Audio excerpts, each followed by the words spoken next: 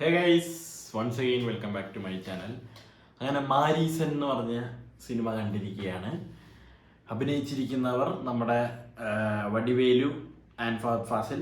അവരാണ് main title, അവരാണ് പടത്തിൽ. അത് അത്ര എനിക്ക് പറയാനുള്ളൂ. പിന്നെ അഭിനയിച്ചിട്ടുള്ളത് നമ്മുടെ കോവൈ സരള.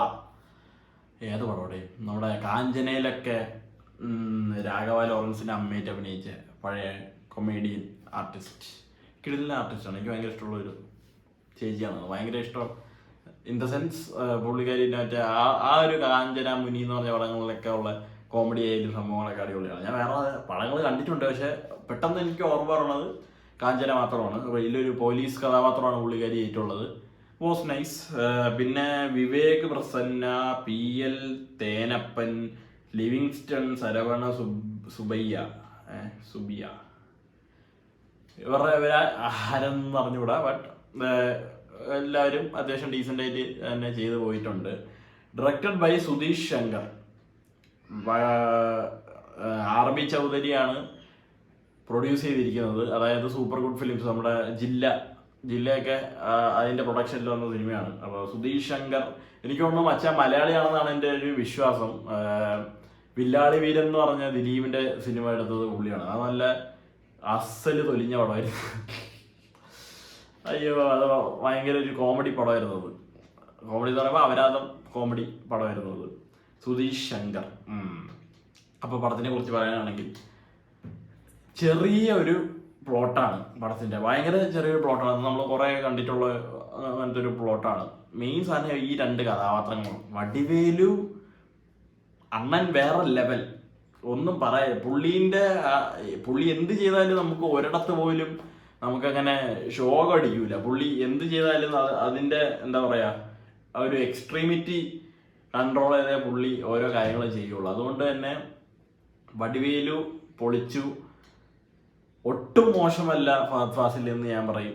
എന്ന് വെച്ചാൽ ഇങ്ങനത്തെ ഒരു സീനിയർ ആക്ടറിൻ്റെ ഒപ്പം ഇങ്ങനെ കട്ടയ്ക്ക് കൂടെ പിടിച്ച്, പ്രത്യേകിച്ച് ആ മാമണ്ണൻ എന്ന് പറഞ്ഞ സിനിമ എനിക്ക് ഭയങ്കര ഇഷ്ടമുള്ള സിനിമയാണ്. ഉദയനിധി സ്റ്റാലിൻ എന്നുള്ള ഒറ്റ പോരായ്മ ഒഴിച്ചു കഴിഞ്ഞാൽ പടം വേറെ ലെവലാണ് മാമണ്ണൻ.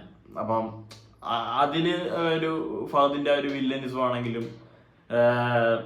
ആ പടത്തിലെ വടിവേലുവാണെങ്കിലും എല്ലാം നൈസായിരുന്നു. ഈ പടത്തിലോട്ട് വരുമ്പോൾ ഇവർ ഒരുമിച്ച് നല്ല ഒരു വിഷ്വൽ ട്രീറ്റ് നമുക്ക് തന്നിട്ടുണ്ട് എന്നാണ് എനിക്ക് പേഴ്സണലി തോന്നിയത്.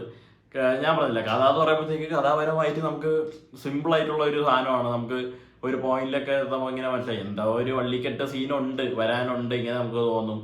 അവസാനം ഒരു ട്വിസ്റ്റ് ആണെങ്കിൽ അത് ഭയങ്കര പ്രൊഡിക്റ്റബിൾ ആണ്, എന്തെങ്കിലുമൊക്കെ അവിടെ ഉണ്ടാവും, ഇങ്ങനെയൊക്കെ നമുക്ക് തോന്നുന്ന ഒരു സംഭവമാണ്. എന്താണെന്നുള്ള കാര്യം ഞാൻ പറയുന്നില്ല, കാരണം ടീസറോ ട്രെയിലറോ ഏതോ സാധനം കണ്ടപ്പോൾ നമുക്ക് തുടക്കത്തിലൊക്കെ ഒരു വൈബ് പോലെ, ഒരു ചിൽ മോഡ് പടം പോലെ പോയിട്ട് ഒരു ജോണർ ഷിഫ്റ്റ് വരുന്നുണ്ടെന്ന് നമുക്ക് ആ ട്രെയിലറിൽ ഭയങ്കര എവിഡൻ്റ് ആണ്. അത് തന്നെ സിനിമയിലോട്ടും വരുമ്പോഴത്തേക്കും കുറച്ച് എന്താ പറയുക ഡിഫറെൻ്റ് എന്ന് ഞാൻ പറയില്ല, ബട്ട് എവിടെയൊക്കെ നമുക്ക് കുറെ വെറൈറ്റി എലമെന്റ്സ് തന്നിട്ടുണ്ട്. പ്രത്യേകിച്ച് ഫാഫേന്റെ ആ ഒരു ക്യാരക്ടർ അത് ഭയങ്കര രസമാണ്. തുടക്കം തൊട്ടേ പുള്ളിയാണ് പടത്തിനേക്ക് കൊണ്ടുപോകുന്നത്. അത് അടിപൊളിയായിട്ടുണ്ട്. വടിവേലുവിൻ്റെ ഒപ്പം വരുമ്പോഴാണെങ്കിൽ അവരുടെ കോമ്പിനേഷൻ സീൻസ് ആണെങ്കിലും കുറെ ഹ്യൂമേഴ്സ് ഒക്കെ വർക്ക് ആയിട്ടുണ്ട്. സ്പോണ്ടേനിയസ് ആയിട്ട് വന്ന ചെറിയ സാധനങ്ങളുണ്ട്. ഇപ്പോൾ ഇവൻ ക്ലൈമാക്സിലാണെങ്കിൽ പോലും ക്ലൈമാക്സ് ആ ഒരു എൻഡിങ് പോർഷൻ അവർ നല്ല രീതിക്ക് തന്നെ വൃത്തിക്ക് ചെയ്തിട്ടുണ്ട്. അവിടെ എനിക്കൊരു സംശയം ഉണ്ടായിരുന്നു, ഇനി അവിടെ കൊണ്ട് മറ്റേ പഴയ ക്ലീശ സംഭവം വിട്ട് വലിപ്പീരാക്കോടെ അങ്ങനത്തെ ഒരു ഇത് എനിക്ക് തോന്നി. ഇതിപ്പോൾ ഞാൻ പ്ലോട്ടിനെ കുറിച്ച് അധികം പറയാത്തതുകൊണ്ട് നിങ്ങൾക്ക് സംശയം ഉണ്ടാവും, അവൻ എന്തിനാ ഈ പറയണമെന്നുള്ളൊരു സംശയം നിങ്ങൾക്ക് ഉണ്ടാവും. പക്ഷെ ഞാൻ കണ്ട ഒരു എക്സ്പീരിയൻസ് നിങ്ങൾക്ക് കിട്ടണമെങ്കിൽ കഥേനെ കുറിച്ചോ ട്രെയിലറോ ഒന്നും കാണാതെ വെറുതെ പടം കാണാൻ പോയാൽ ഞാൻ പറയുള്ളൂ. ഞാൻ പറഞ്ഞല്ലോ, സിമ്പിൾ പ്ലോട്ടാണ്, പക്ഷെ എന്റർടൈനിങ് ആണ്. അവർ രണ്ടുപേരും. പിന്നെ മ്യൂസിക് ചെയ്തിരിക്കുന്ന യുവൻ ശങ്കർ രാജാണ്. നൈസായിരുന്നു. നല്ല രീതിയിൽ പടം കൊണ്ടുപോയിട്ടുണ്ട്. ഓവറോൾ നോക്കുമ്പോൾ എനിക്ക് സത്യം പറഞ്ഞാൽ ഇഷ്ടപ്പെട്ടു. ആ ഒരു അടിപൊളി പടം എന്ന് തന്നെ ഞാൻ പറയും. അല്ലാതെ എനിക്ക് അങ്ങനെ ഷോകം അടിച്ചത് എന്താ പറയുകയാണ്, ലെങ്ത് കുറയ്ക്കാമായിരുന്നു എന്നല്ല, 2.5 എന്നുള്ള ഒരു 2.25 അടുപ്പിച്ച് കുറച്ചും കൂടി ട്രിം ചെയ്യുന്നെങ്കിൽ പടം കംപ്ലീറ്റ്ലി ഒരു എന്താ പറയുക, ഒരു ത്രൂ ഔട്ട് ഒരു എന്റർടൈനർ ആവുമായിരുന്നു. പക്ഷെ ഈ എക്സ്ട്രാ ആയിട്ട് വരുന്ന സീൻസിൽ പോലും പല പല കാര്യങ്ങൾ ഒളിഞ്ഞിരിക്കുന്നുണ്ട്. അതൊക്കെ നമുക്ക് അവസാനമാകുമ്പോഴത്തേക്കും കാര്യം പിടികിട്ടും. ഇന്റർവൽ ബ്ലോക്കൊക്കെ കിടിലം, എൻഡിങ് പോർഷൻ കിടിലം. ഇവരുടെ ക്യാരക്ടേഴ്സ് അടിപൊളി. അപ്പോൾ ദാറ്റ്സ് ഓൾ വിത്ത് മാരീസൺ. എനിക്ക് ഇഷ്ടപ്പെട്ടു. നിങ്ങൾ കണ്ടു നോക്കുക. കണ്ടു നോക്കിയിട്ട് നിങ്ങൾ തീരുമാനിക്കുക. Bye bye.